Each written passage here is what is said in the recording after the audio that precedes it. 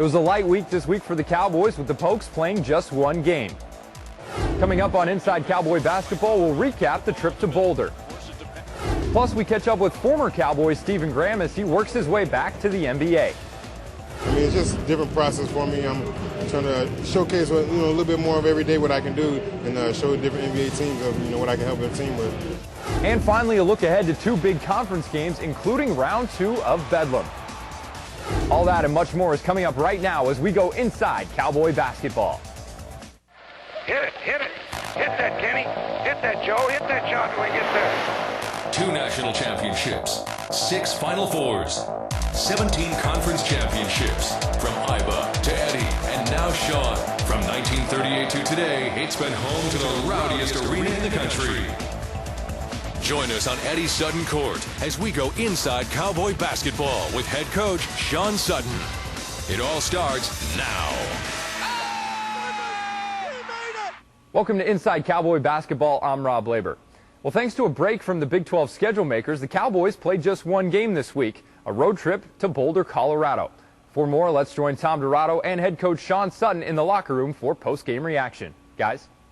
Sean, that first half deficit turned out to be just a little bit too much to overcome here today. Well, we had opportunities early.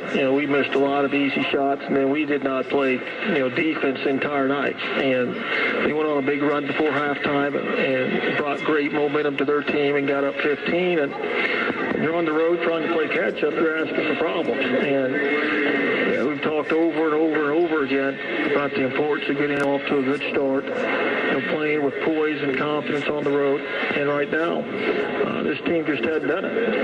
That's as bad a loss as we've had in 11 years in the Big 12. And that's not to take anything away from Colorado, because their kids played hard today, and they deserve to win. And it has to be totally frustrating to this coaching staff, because you went through point by point, playing on the road, what it takes, getting off to a good start, being focused, all those things, having your own energy, and it just didn't happen again. We spent all week long talking about it, so they can't say that they weren't warned. It was brought up every day, the importance of this game, the importance of winning a game on the road, the importance of having to win this game from an RPI standpoint. Colorado, let's be honest, they don't have a very high RPI, and this is going to be a huge blow to that. And I told afterwards, if they think they're in the NCAA tournament, they're fooling themselves. There's a lot of work to be done. We're 4-3 at this point, and we need to win at least 6 more games. And that's the thing that I guess that's most frustrating as a staff, is we sat all week long and talked over and over and over about the importance of this basketball game. From an XO viewpoint, it worked early on in the second half, worked early on in the first half. Getting ball down low, you figure like you had an advantage there, but got away from that, and they were able to score going the other way. Well, we felt like we had to attack them inside. They've got young players, and that was one way we felt like we could expose them at the offensive end, is getting the ball inside. And we missed a lot of easy shots the first half that we could have gotten the lead, and missed those opportunities. And then, I thought reverted back to trying to do too much one-on-one and not playing together and as much as a team. Got to give you credit, though. They got it down to 6. Didn't quit in the second half. And, again, when you're down that deep, though, you have a lot of things go well. You can't miss free throws. You can't miss shots underneath. You got to really have a perfect half. And they got it to 6 and really put some pressure on. We got to 6, and Terrell had a 3 in transition wide open in front of our bench. And I really felt like at that point we would win the game. It was just a matter of we had to hit some shots and get some stops at the other end. But that was a big miss right there. That could have cut it to 3 with about 3 minutes to go, and would give us a chance to set up our press and see if we couldn't have got a steal. But disappointing loss, but we got to get back and get ready to play Oklahoma. Next time we can get on a plane. Appreciate your visit. We'll see you a little bit later. Okay, Tom. Thanks, guys. Well, coming up next, we take a look back at some of the past stars here at OSU and which recruits have a chance to become stars. That's next when Inside Cowboy Basketball continues. Inside Cowboy Basketball is brought to you in part by Arby's, your Central Oklahoma Honda 5 dealers, Oklahoma Farm Bureau, O'Reilly Auto Parts, your Oklahoma Ford dealers, Conoco and Phillips 66, and your Oklahoma Chevy dealers. You're watching Inside Cowboy Basketball with head coach Sean Sutton. OSU basketball history is filled with players who went on to star in the NBA. 6 former Cowboys were on NBA rosters to begin this season. And every time one player leaves Stillwater, it seems another one is there to take his place. Let's rejoin Tom Dorado and head coach Sean Sutton as they look back at some of the players who really made a name for themselves here at OSU and who may be next in line. Guys? Well, thanks very much, Rob, with the head coach Sean Sutton, and a little casual this week, but again, no midweek game to talk about. Sean actually came off the practice floor, so we appreciate his time here. I thought in this segment this week we look ahead at look at the past and maybe the future a little bit, talk about some of the Cowboys who are now in the NBA and some of the new guys coming in next year. I'm certainly proud of all the players that have played here, and we've right now got quite a few guys playing in the NBA, and one of the schools that has the most guys right now playing at the NBA. That's always a great dream, and for so many of these players that come through here. I think when the season started, we had 7 guys in the NBA. John Lucas is with the Rockets, playing very well for them. Joey Graham with the Toronto Raptors has had a good season up to this point. Desmond has had a great season with the Hornets. We get a chance to see him. And Tony Allen was off to an unbelievable start with the Celtics and tore his ACL. Ivan was, of course, part of the trade with Philadelphia that sent Iverson to the Nuggets. After that, he was shortly released, so he played almost a half a year this year, and I think he'll get back into the NBA. Right now, he's gone overseas and is playing in Turkey. Stevie Graham started with Cleveland, was traded to Portland, played there, I think, the first 2 months. Right now, he's in the developmental league, but I think after the All-Star game, he'll work his way back into to somebody's roster. And then Melvin Sanders started with the Spurs, and he's a guy that played last year in the NBA, a great defensive player. So we had 7 guys to start with. Right now we have 4, I think.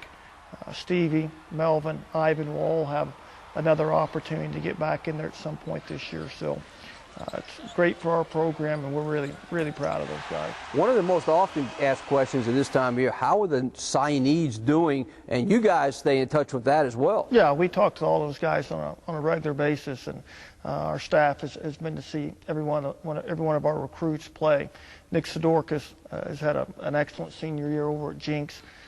He messed up his shoulder last Friday night, but I think he'll be out only about a week. But he's somebody that has really played well up to this point. You think about Martavius Adams. Jimmy was there last week to watch him down in Georgia, and I think right now he's averaging close to 20 points a game. Ibrahim Thomas out at Stone Ridge Prep School in California.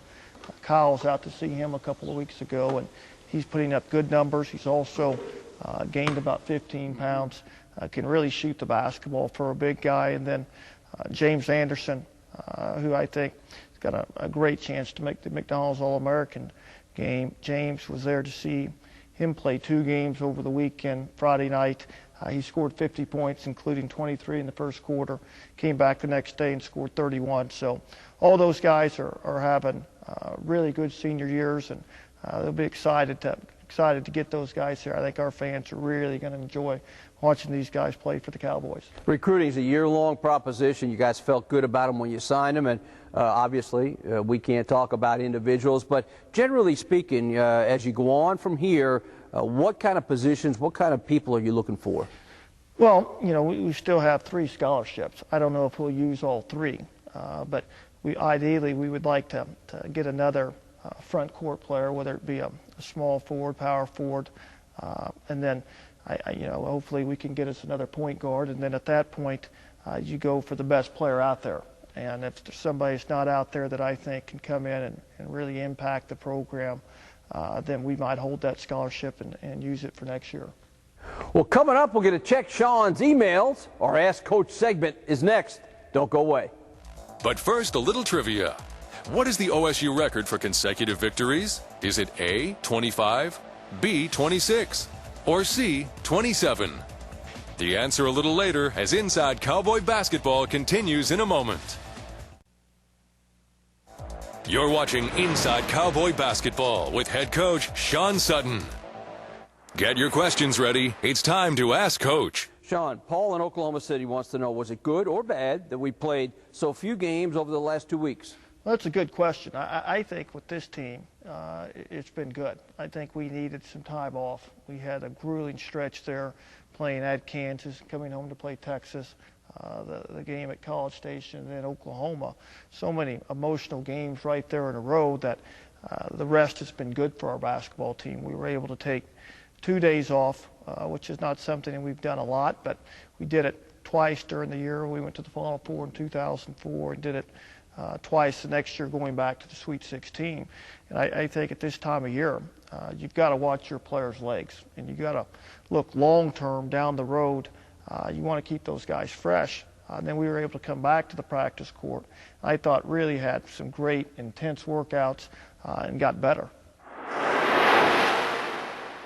We're going to go to Tulsa now, and Andy's question, does the NCAA committee still put a premium on how a team does over its last 10 games of the regular season?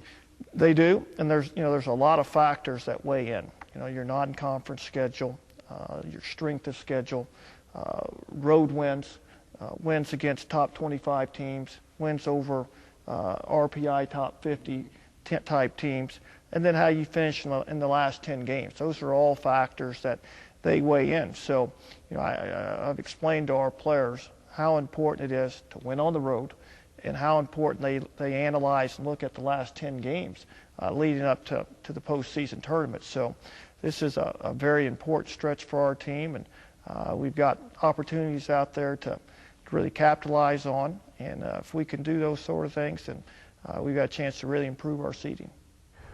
We encourage you to send your emails every week to askcoach@fox23.com. And as we promised, hopefully next week we'll get to yours. A week that features Bedlam and Bob Knight. We'll take a look at that next. Rob, it's all yours. Thanks, Tom. Coming up after the break, we catch up with former Cowboy Stephen Graham as he works his way back to the NBA. That's next when Inside Cowboy Basketball continues. Hey guys, how you doing? This is Desmond Mason, and you're watching Inside Cowboys Basketball.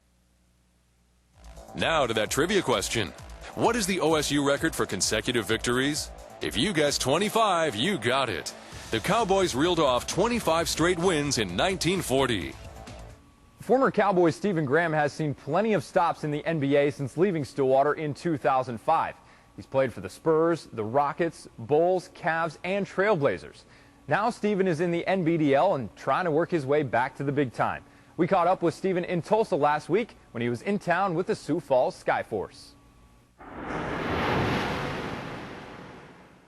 Joining me now, Stephen Graham in his second year in professional basketball after coming from Oklahoma State, of course, a former Cowboy. Stephen, I know you're traveling a lot, trying to get back to the NBA, but how much can you keep up with OSU basketball with where you're at now in your career? Actually, I keep up with it, a lot. Some of the old guys on the team, David Mons, James Curry, Marcus Elver, were my old teammates. So I constantly talk to them and try to encourage them. And I just went and saw James on the other night and talked to him. So I get to check up on him frequently.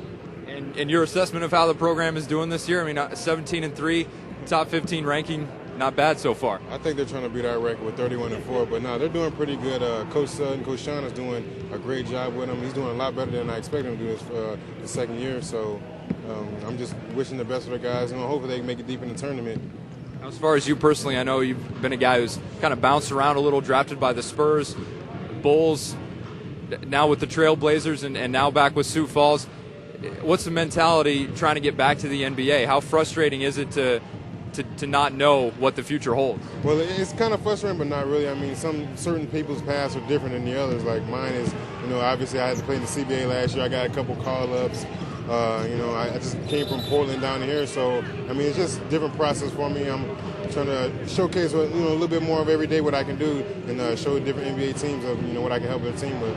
Now, you were playing about 15 minutes a game with Portland. Do you feel like you were able to kind of make a name for yourself up there and sort of impress the coaches in your time up there? Well, I definitely think, since I left Cleveland and I got some time up there, and then definitely going to Portland, I established myself a little bit, and a lot of teams and coaches got to see, a little bit what I can do. Just down here, just work on my game. And a lot of teams, they don't need really scores, so I'm down here trying to work on my total game, my rebounding, defense, passing, just the whole package. So it's kind of the mindset that it's not one thing that's going to propel me back to the NBA. It's just I need to be a more complete player, and my time will come eventually. Exactly. That's pretty much it. As far as your relationship with your brother, I know you guys are very close, probably talk all the time. How's he doing up in Toronto these days? He's doing really good. He loves it up in Toronto. I talk to him every day. He's loving it right now. He's getting some good minutes, his second year in, and he's just trying to make a home for himself right now.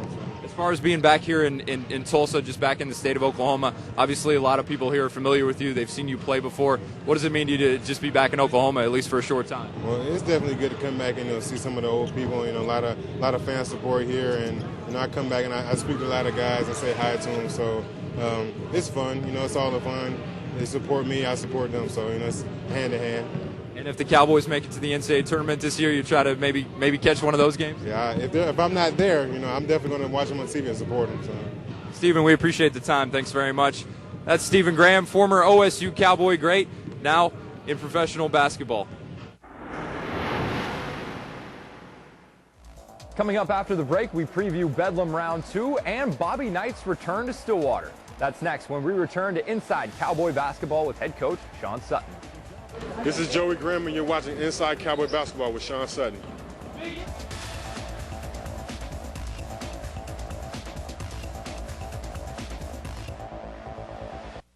Inside Cowboy Basketball is brought to you in part by Arby's, your Central Oklahoma Honda 5 dealers, Oklahoma Farm Bureau, O'Reilly Auto Parts, your Oklahoma Ford dealers, Conoco and Phillips 66, and your Oklahoma Chevy dealers. Next week, we'll feature two big-time games for the Cowboys. They open the week on a Wednesday for Bedlam Round 2 in Norman and close out the week on national TV against Texas Tech right here at home on Saturday. Let's rejoin Tom Dorado and head coach Sean Sutton as they look ahead to the Sooners and Red Raiders. Guys? Well, thanks again, Rob, and what a week this will be. Anytime you've got Bedlam and Bob Knight on the same docket in the same week, that's an exciting get-together. It's a big week, and it'll be an exciting week.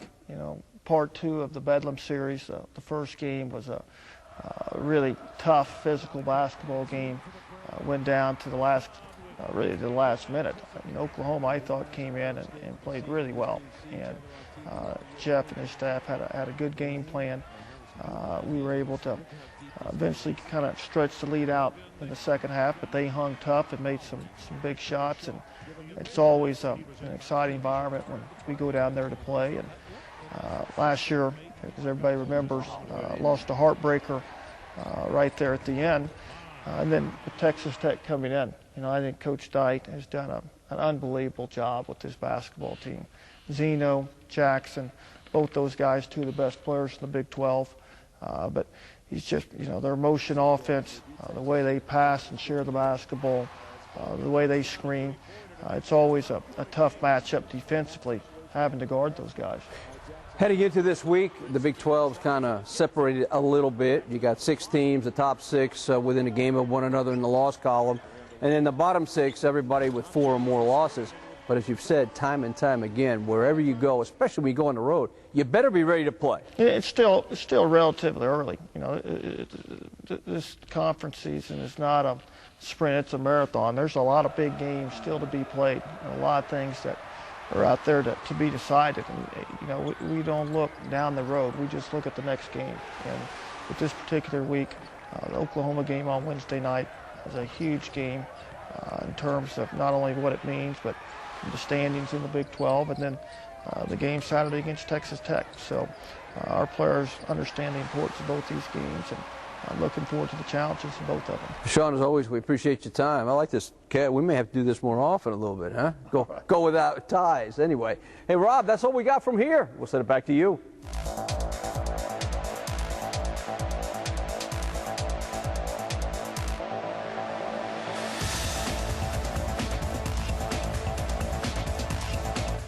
Thanks a lot, guys. That's all the time we have for this week. Be sure to join us next time as we continue to follow the Cowboys through Big 12 play and hopefully toward that conference title. For Tom Dorado, head coach Sean Sutton, and the entire OSU coaching staff, I'm Rob Labor. We'll see you next week.